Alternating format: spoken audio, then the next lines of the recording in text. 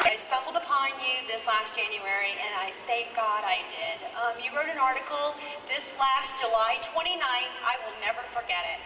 And there was an excerpt in the article that alarmed me, and not much surprises me anymore, regarding the swine flu and the military, implementing the military to help out. And in the article, I know you don't reveal your sources, but I'd like you to elaborate about the metal shackles they're going to put on the wrists with the computer chip. And maybe Catherine Albrecht, you can add to that comment.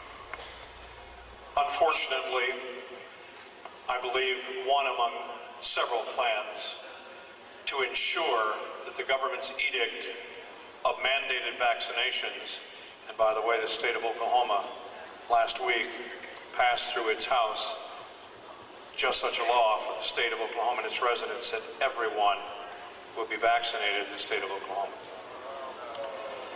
Now, having said that, there are also plans that will ensure that you do not freely travel, nor will you be able to really go anywhere without proof that you have had the vaccination at the point that the government mandates that certain levels of the population take the inoculation.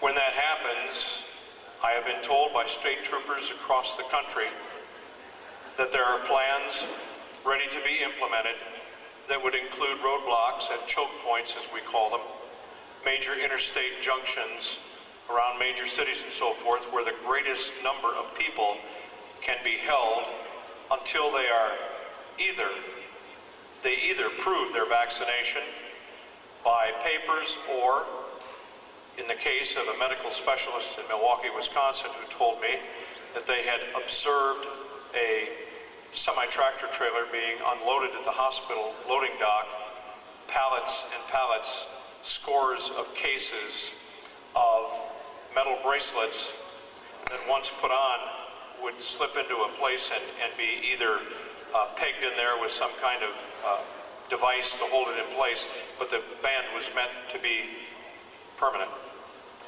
On top is a chip. That chip will include all kinds of information about you and the fact that you have been inoculated. Now, this is one of several plans. It has not yet seen the light of day, but it is there. It's in readiness. You choose the poison. It's either slow homicide or slow suicide. They're either going to kill you with the injection, or if you go up and say, sure, I just want to be able to go wherever I want to go, and you take it, to me, that's virtual suicide. Just slow motion suicide. So we've all talked about not getting the vaccination, that's clear, but you may not have a choice.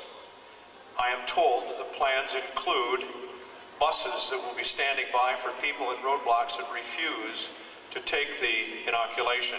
The people will then be escorted to the buses and taken, as I was told in the state I was in at that time when I was speaking to the troopers, you're going to get a free ride to a nice warm bunk at Fort Riley.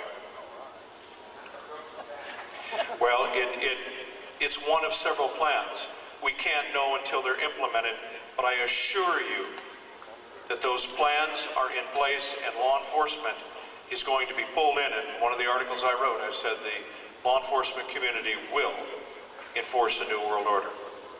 There will be many that will not, and that's good news for us.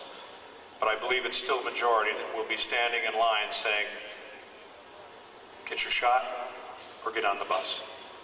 That's what's coming.